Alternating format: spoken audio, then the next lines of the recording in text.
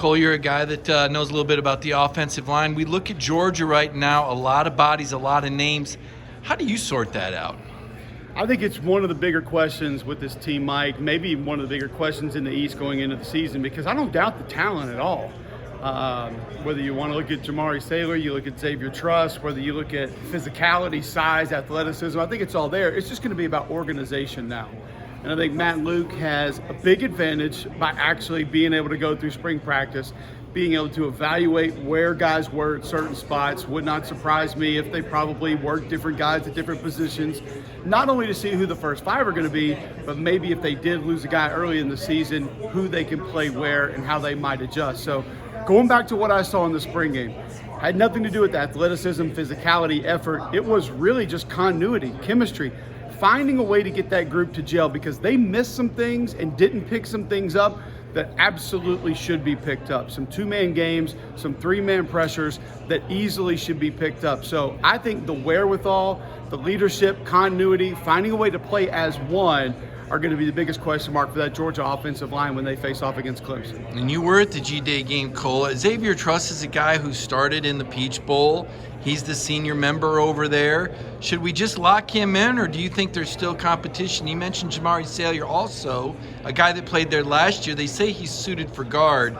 Kind of walk us through why they want a guy like Truss to win it and the difference between the skills that Jamari has inside and outside. I think Jamari is a little more compact, just a little bit. So I think he does project to be a better fitted guard to me.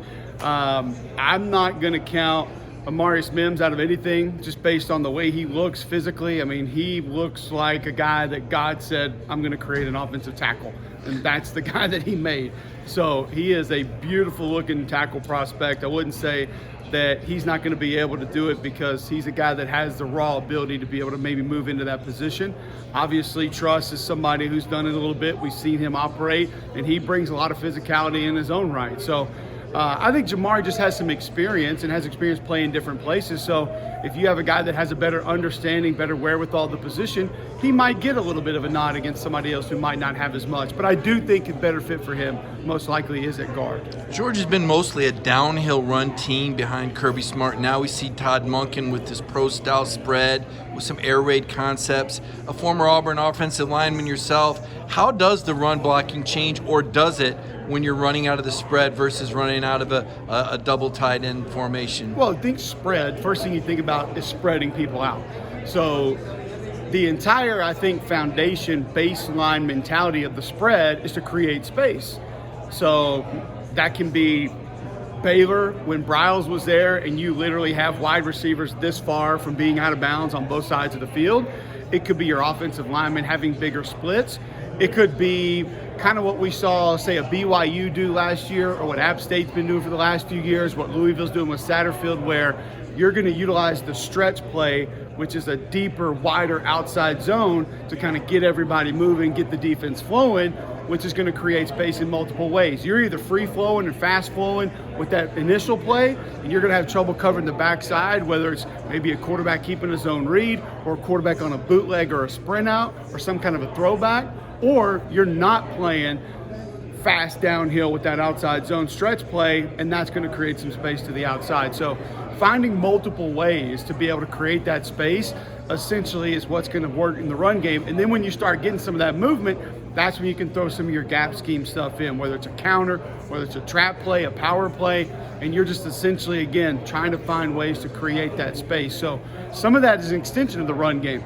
Quick throws, uncovered, that's going to force the defense to go play that, and that's going to give you a lighter box, and it's not as much creating space as it is creating the numbers win that you're going to get against the defenses that you're seeing. And that's why we hear about Georgia looking for maybe more athletic linemen, and we hear that that's a little bit of Mac Lute's background as well.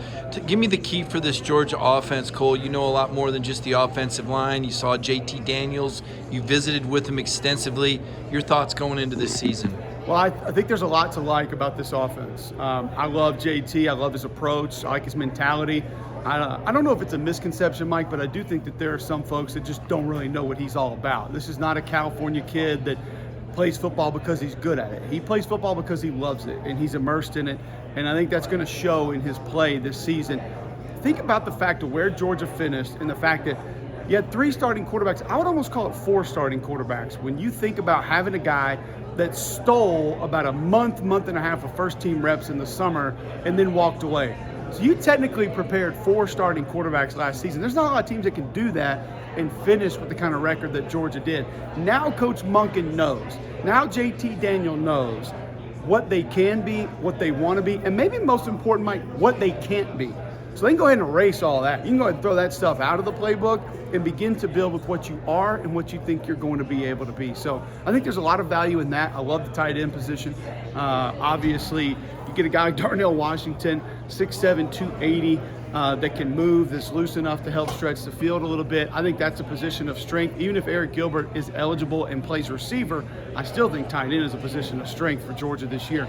It really does come down to what we just mentioned a moment ago. Can the offensive line find a way to gel? Can they find a way to perform well together as a unit, as a group? I don't even think they have to be dominant as far as pushing people off the ball.